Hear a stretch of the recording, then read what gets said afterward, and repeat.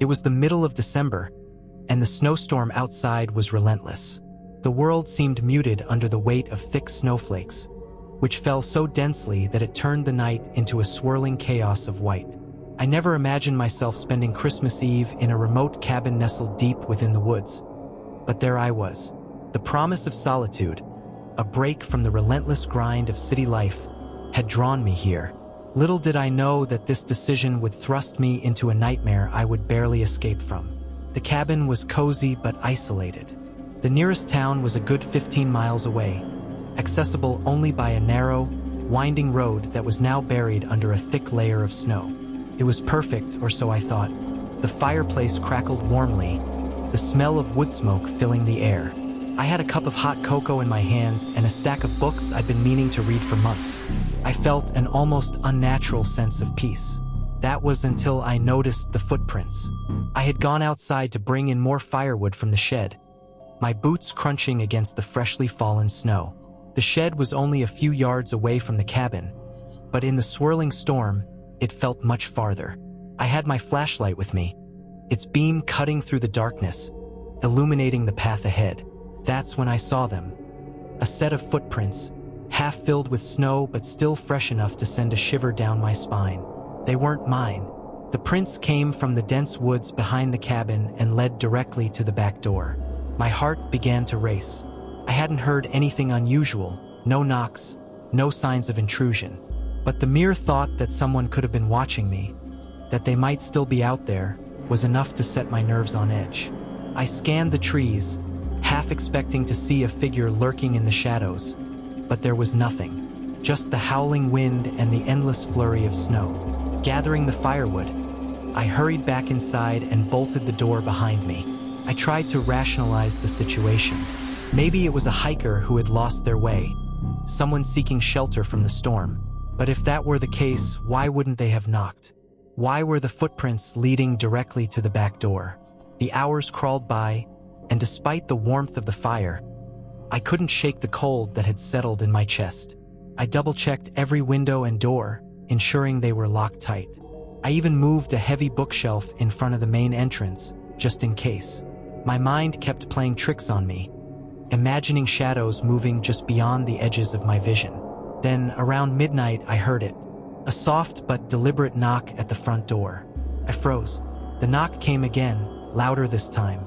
My heart pounded so fiercely that I could hear it in my ears. Against my better judgment, I crept toward the door, peering through the peephole. The storm made it difficult to see, but there was definitely someone out there. A man, bundled in a thick coat and scarf, his face obscured by a hood. He stood motionless, waiting. "Who's there?" I called out, my voice trembling despite my efforts to sound confident. No response. He just stood there, like a statue, the wind whipping snow around him. "Are you lost? Do you need help?" Still nothing. The silence was unbearable.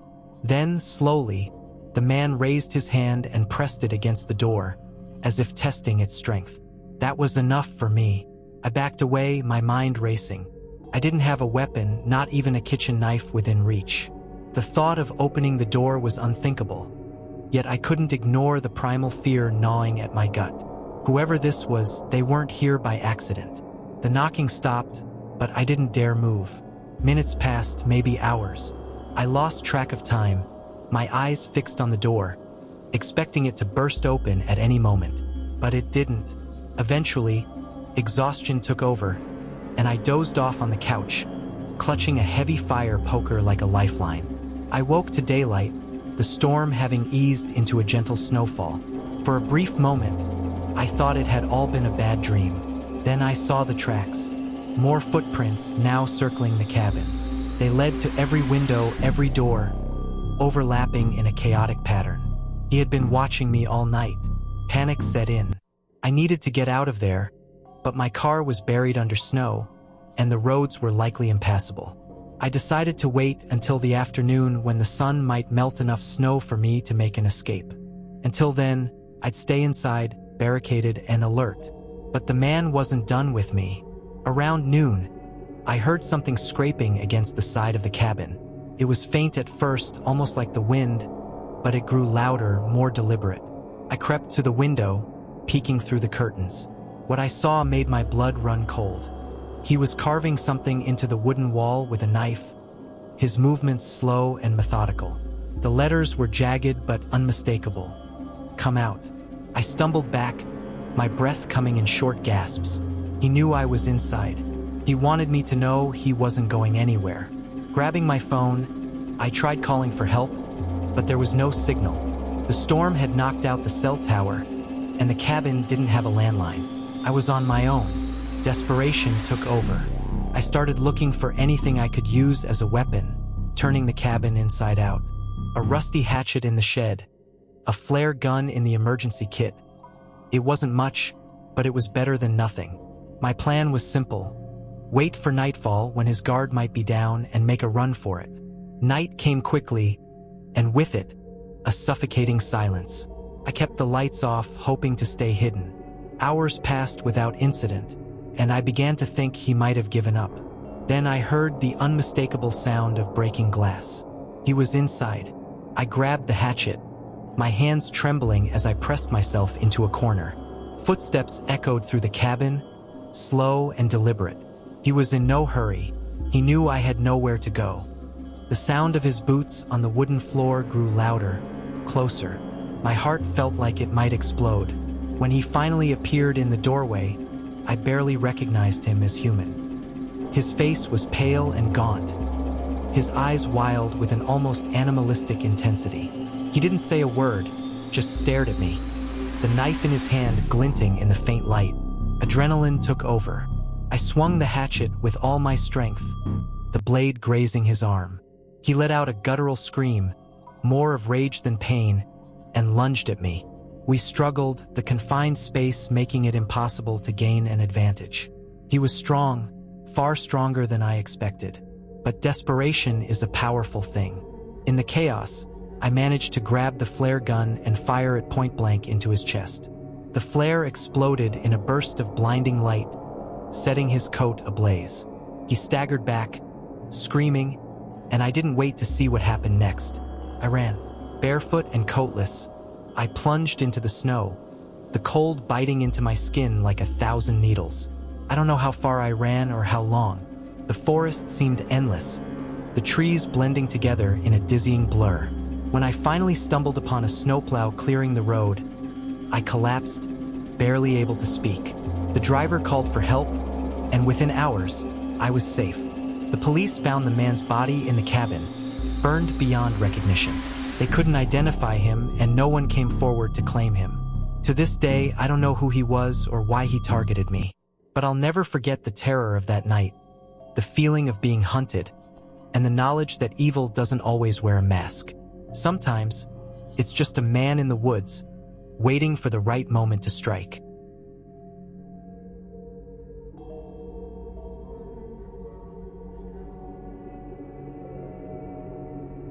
The wind howled through the desolate woods, carrying with it the bite of a December night that felt colder than any I'd ever known. I never intended to be here, not in this remote cabin, not this deep in the wilderness. The trip was meant to be a retreat, a gift from a friend who insisted I needed time to disconnect and recharge. It was supposed to be a peaceful escape from the grind of city life. Instead, it became the scene of a terror I could never have imagined. The cabin stood alone at the edge of a frozen lake, its small structure dwarfed by the towering pines that surrounded it. The nearest town was miles away, and a storm that had rolled in earlier that afternoon had buried the narrow road I had used to get here. My phone had lost signal hours ago, and I was completely cut off from the outside world. At first, I welcomed the isolation, relishing the crackle of the fire and the weight of a blanket as I settled in with a cup of tea. But the solitude quickly turned sinister. It began innocuously enough. I had stepped outside to gather some firewood from the shed, my flashlight cutting through the swirling snow. The air was so still it felt suffocating, and the crunch of my boots on the fresh snow was the only sound. That's when I noticed the footprints. At first, I thought they might have been my own, from when I'd arrived earlier. But as I followed their path, it became clear they weren't. The tracks came from the woods, leading directly to the back door of the cabin. They were fresh, too fresh. My pulse quickened as I realized there was no other explanation. Someone had been here. I scanned the tree line, my breath fogging in the frigid air. "Hello?" I called out, my voice trembling more than I'd like to admit. The woods remained silent. The storm seemed to muffle everything, creating an eerie void where sound should have been. Gripping the firewood tightly, I hurried back inside and bolted the door behind me. For hours, I tried to convince myself it was nothing. Perhaps it had been an animal, or a lost traveler. But why wouldn't they have knocked? Why come so close to the cabin and leave without a word? As the night deepened, my unease grew. I double-checked the locks on every door and window, my nerves on edge with every creak and groan the old cabin made. Then, just past midnight, the knocking began. It was soft at first, almost tentative, as if whoever was on the other side was testing my reaction. I froze, the book I'd been pretending to read slipping from my hands. The knock came again, louder this time. Heart pounding, I crept toward the door, peering through the peephole. What I saw made my blood run cold. A figure stood on the porch, shrouded in a thick coat and hood. Snow clung to their shoulders, and their face was obscured by a scarf. They didn't move, didn't speak, just stood there, their presence unnerving in its stillness. "Who's there?" I called out, my voice shaking. No response. The figure remained motionless, save for the occasional gust of wind that tugged at their coat. I felt rooted to the spot, paralyzed by fear and indecision. When they finally moved, it wasn't to answer me. Instead, they raised a gloved hand and pressed it against the door, as if feeling the barrier between us. That simple gesture was enough to snap me out of my daze. I stumbled backward, my mind racing. Whoever this was, they weren't here by accident. I retreated to the living room, grabbing the heaviest object I could find, a cast iron poker from the fireplace. Minutes stretched into hours as I sat there, every muscle tensed, waiting for the next knock, the next sound. But none came. Eventually, exhaustion overtook me, and I drifted into a fitful sleep. When I woke, daylight was streaming through the windows. For a brief moment, I thought I'd dreamed the entire thing. But then I saw the tracks. More footprints, circling the cabin. They led to every window, every door, overlapping in a chaotic pattern that spoke of a restless, methodical presence. Whoever had been here hadn't left. Panic set in. I needed to get out, but the storm had buried my car, and the road was impassable. My phone still had no signal. I was trapped. The day passed in a blur of paranoia and preparation. I gathered anything I could use as a weapon, a rusty hatchet from the shed, a flare gun from the emergency kit. As night fell, I resolved to stay awake, to be ready for whatever came next. It didn't take long. The first sound was a scraping against the wall, faint but deliberate. I crept to the window, peeking out through a crack in the curtains. What I saw chilled me to the core. The figure was back, carving something into the wooden siding with a knife. The letters were jagged but unmistakable, "Come out." My breath hitched, and I stumbled away from the window. They knew I was inside. They wanted me to know I was cornered. Desperation took hold. I tried the phone again, but the storm had left me completely isolated. My only option was to wait, and defend myself if it came to that. Hours passed in agonizing silence. I sat in the darkness, gripping the hatchet, my ears straining for any sound. When the glass shattered, it was like a gunshot in the stillness. I jumped to my feet, heart racing as I realized they had broken a window to get inside. Footsteps echoed through the cabin, slow and deliberate. They were in no hurry. They knew I had nowhere to go. I pressed myself into a corner, clutching the hatchet so tightly my knuckles turned white. The footsteps grew louder, closer. When they finally appeared in the doorway, I felt a surge of both terror and resolve. The figure's face was obscured, but their eyes burned with an intensity that froze me in place. They didn't speak, didn't lunge. They simply stood there, the knife in their hand glinting in the dim light. My survival instincts kicked in, and I swung the hatchet with all my strength. It connected with their arm, eliciting a guttural scream. We struggled, the confined space turning the fight into a chaotic blur of movement. They were stronger than I expected, but desperation gave me an edge. I managed to grab the flare gun and fired it point blank into their chest. The flare ignited, flames consuming their coat as they staggered back, screaming. I didn't wait to see what happened next. I bolted from the cabin, plunging into the snow barefoot and coatless. The cold was excruciating, but adrenaline kept me moving. The forest seemed endless, every shadow a potential threat. When I finally stumbled onto a snowplow clearing the road, I collapsed, barely able to speak. The authorities found the figure's charred remains in the cabin. They couldn't identify them, and no one came forward to claim them. To this day, I don't know who they were or why they targeted me. But I'll never forget the terror of that night, the feeling of being hunted, and the knowledge that sometimes, the most frightening monsters are the ones who wear human faces.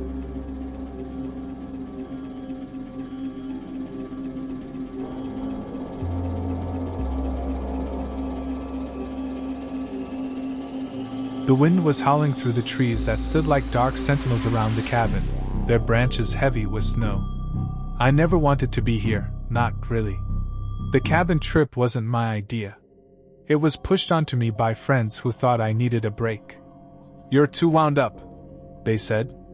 "Go somewhere quiet. Relax for once." But now, as I stood staring at the snow piling up outside, the isolation wasn't the reprieve they'd promised. It was something else entirely, something oppressive. The cabin was small, barely more than a few rooms huddled together in the middle of nowhere. It wasn't picturesque, like something out of a movie. No, this was practical and rugged, meant for hunters or hikers. It had the basics: a wood-burning stove, an old bed with a lumpy mattress, and creaky floors that groaned even when you weren't walking on them. It had charm, sure, but it also had an unsettling emptiness. The kind of emptiness that lets your mind wander into dark places. The snowstorm had started a few hours ago, the flakes coming down so thick and fast that I could barely see past the porch. It was beautiful in its way, the kind of scene you'd expect to see on a postcard. But it also meant I was stuck here, cut off from the world. My phone hadn't had service since I'd turned onto the dirt road that led to this place, and the little radio on the kitchen counter crackled uselessly whenever I tried to tune into a station. There was no way to reach anyone. No way to call for help. At first, I tried to settle in.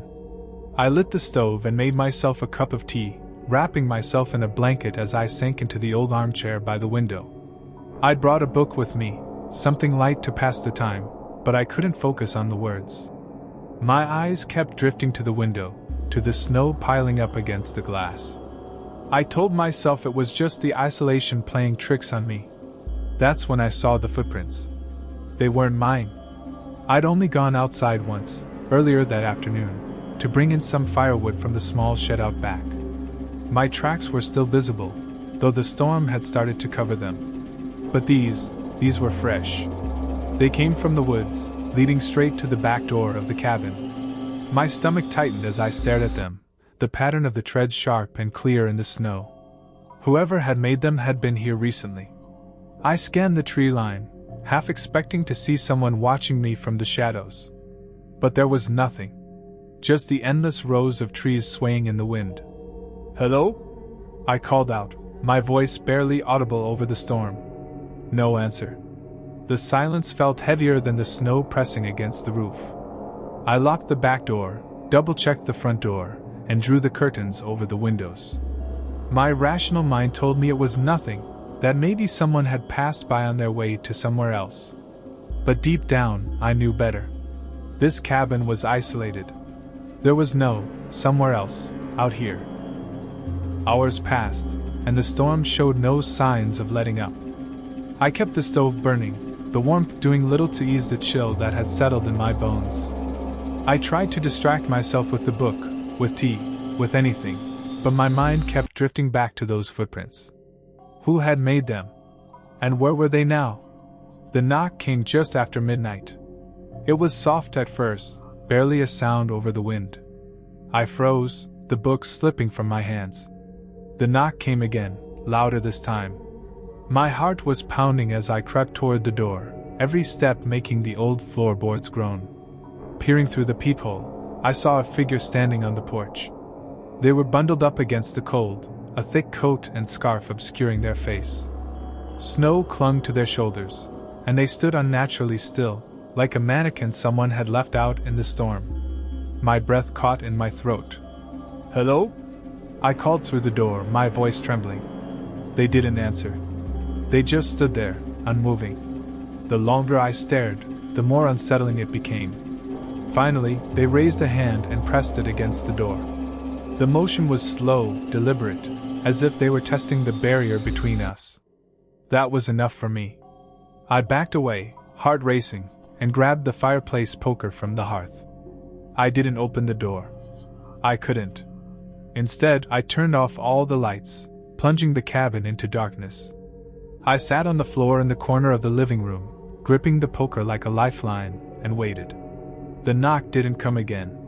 When I finally worked up the courage to peek out the window, the figure was gone. But the footprints remained, leading away from the porch and circling the cabin. Whoever they were, they'd been watching me. I didn't sleep that night. Every creak of the cabin, every gust of wind sent my nerves spiraling. By the time dawn broke, I was exhausted but too afraid to let my guard down. The snow had stopped, but it had left behind a world blanketed in white. The footprints were still there, crisp and clear. They circled the cabin once more before disappearing into the woods. I decided to leave.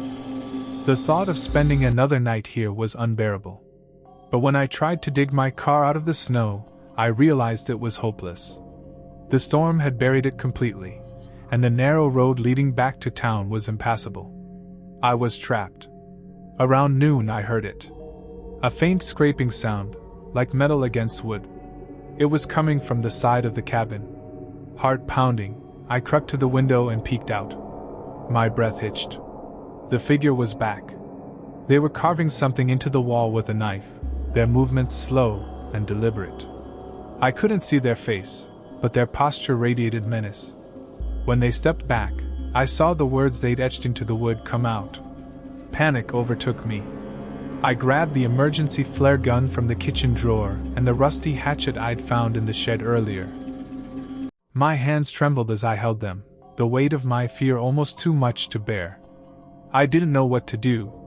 Calling for help was impossible, and running into the woods seemed like a death sentence. My only option was to wait and defend myself if it came to that. Night fell again, and with it came a suffocating silence. I kept all the lights off, hoping to stay hidden. Hours passed without incident, and I began to think maybe they'd given up. But then I heard the glass shatter. They were inside. The sound of boots on the wooden floor echoed through the cabin, slow and deliberate. My heart was racing as I pressed myself into the corner, clutching the hatchet. The footsteps grew louder, closer. When they finally appeared in the doorway, I felt a surge of terror and adrenaline. The figure stepped into the light from the stove, their face still obscured. They didn't speak, didn't rush toward me. They just stood there, the knife in their hand glinting in the dim light. My survival instincts kicked in. I swung the hatchet with all my strength, the blade connecting with their arm. They let out a guttural scream and staggered back. We struggled, the confined space turning the fight into a chaotic blur. They were stronger than I'd expected, but desperation gave me an edge. I managed to grab the flare gun and fired it point blank into their chest. The flare exploded in a burst of light, flames consuming their coat. They screamed, a sound that would haunt me forever, and stumbled backward. I didn't wait to see what happened next. I bolted out of the cabin, plunging into the snow barefoot and coatless. The cold bit into my skin, but adrenaline kept me moving. The forest seemed endless, every shadow a potential threat. When I finally stumbled onto a snowplow clearing the road, I collapsed, barely able to speak. The authorities found the figure's remains in the cabin, charred beyond recognition. They couldn't identify them, and no one came forward to claim them. To this day, I don't know who they were or why they targeted me. But I'll never forget the terror of that night, the feeling of being hunted, and the knowledge that sometimes, the most dangerous monsters aren't supernatural. They're human.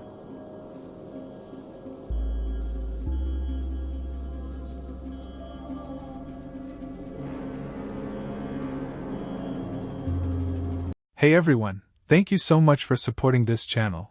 It truly means a lot. As a broke college student editing all my videos on an Android phone, it takes a lot of effort to bring these stories to life. A laptop would help me create better content faster, so if you enjoy my work, please subscribe and share. Your support makes all the difference. Thank you so much.